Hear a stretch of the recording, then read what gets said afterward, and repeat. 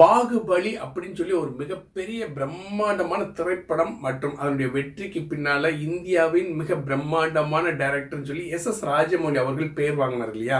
அதுக்கப்புறம் RRR அப்படிங்கிற ஒரு திரைப்படத்தின் மூலமா அதுக்கப்புறம் அந்த திரைப்படத்துக்கு ஆஸ்கார் அவார்டு வாங்கினதுக்கு அப்புறமா உலகத்துல ஒரு முக்கியமான டைரக்டரா எஸ் ராஜமௌலி அவர்கள் பேசப்பட்டார், கவனம் ஈர்க்கப்பட்டார்.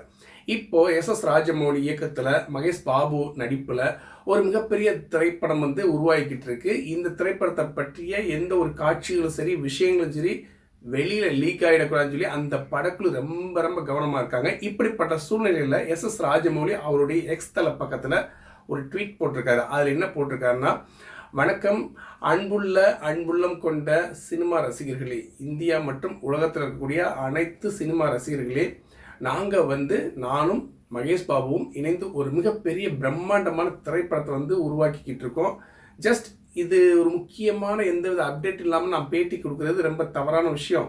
அதனால் கூடிய சீக்கிரம் இந்த வருஷம் நவம்பர் 2025 ஒரு மிகப்பெரிய அப்டேட்டோடு வந்துக்கிட்டு நாங்கள் உங்களை சந்திக்கிறோம். அது வரைக்கும் பொறுமை காத்திருக்கிறதுக்கு ரொம்ப ரொம்ப நன்றி. ஏன்னா இது அப்படிப்பட்ட ஒரு கதை, ரொம்ப இன்ட்ரெஸ்டிங்கான ஒரு ஆழமான ஒரு உலகத்தை கொண்ட ஒரு அற்புதமான கதையினால தான் நாங்கள் ரொம்ப பார்த்து யாருமே இப்போ வரைக்கும் கொடுத்துராத ஒரு அனுபவத்தை இந்த திரைப்படத்தின் மூலமாக கொடுக்கணும்னு ஆசைப்படுறோம். உங்களுடைய பொறுமைக்கு ரொம்ப ரொம்ப நன்றி. மீண்டும் கண்டிப்பாக ஒரு அற்புதமான அப்டேட்டோட உங்களை சந்திக்கிறேன் அப்படிங்கிற ஒரு ட்வீட்டை எஸ் ராஜமௌலி அவர்கள் கொடுத்துருக்காரு. இப்படி சொல்கிறப்போ, இந்த மாதிரிலாம் சொல்கிறப்போ அவர் எந்த மாதிரி கதைக்காலத்தை யோசித்து வச்சிருக்காருங்கிறது நம்ம பொறுத்து தான் பார்க்கணும். இந்த திரைப்படத்தை பற்றி ஏதாவது அப்டேட்டுகள் இருந்தால் கண்டிப்பாக உங்ககிட்ட ஷேர் பண்ணிக்கிறேன். மீண்டும் ஒரு தகவலுடன்.